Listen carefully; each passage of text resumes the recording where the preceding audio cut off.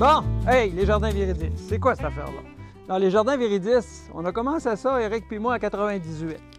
On a eu une possibilité d'acheter une terre, puis nous, on a exploré, puis on s'est dit, pourquoi on ne ferait pas du légume qui pourrait se manger l'hiver? Fait qu'à partir de là, on a commencé. On se met à appeler à nos amis. Voilà, on a fait de l'oignon puis de la carotte. Aimeriez-vous ça avoir ça? Ben oui, certain, ça nous intéresserait.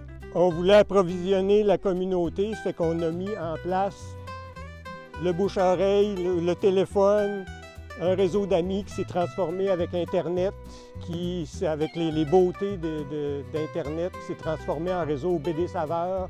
C'est quoi aussi Jardin Viridis? On regarde ici autour, c'est d'abord un espace naturel. C'est extraordinaire de voir que nos terres côtoient un milieu forestier, un environnement constitué de belles rivières avec une transparence extraordinaire qu'on peut boire comme eau potable. C'est aussi un espace, bien sûr, pour faire des légumes. Petit à petit, on s'est équipé de machinerie, on s'est équipé de bâtiments. Mais aussi, on a développé quelque chose qui est essentiel et extrêmement précieux.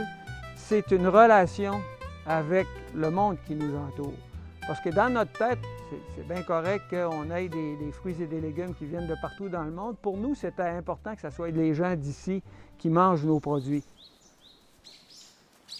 Fait que là, on a assisté à une présentation à un moment donné qui était donnée par Protecterre, qui venait parler d'une fiducie d'utilité sociale agroécologique, une FUSA.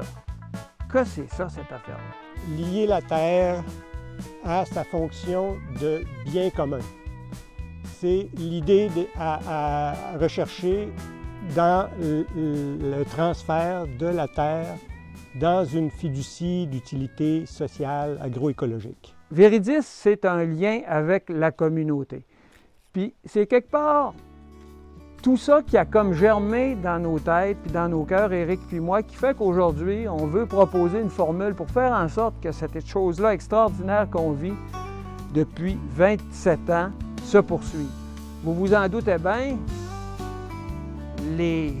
pour faire ça, il faut travailler avec des professionnels. Il y a une dimension très légale à la chose. Il y a beaucoup d'exigences fiscales dans les transactions légales.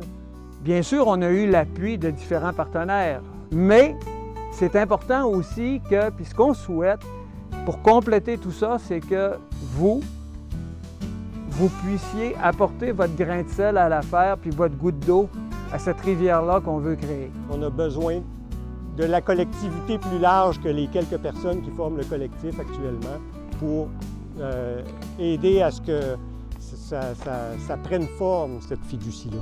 C'est l'addition de toutes ces sommes-là, puis aussi de l'intention que vous y mettez qui va faire en sorte qu'on va créer quelque chose qui va être à notre image, puis qui va durer dans le temps. Voilà.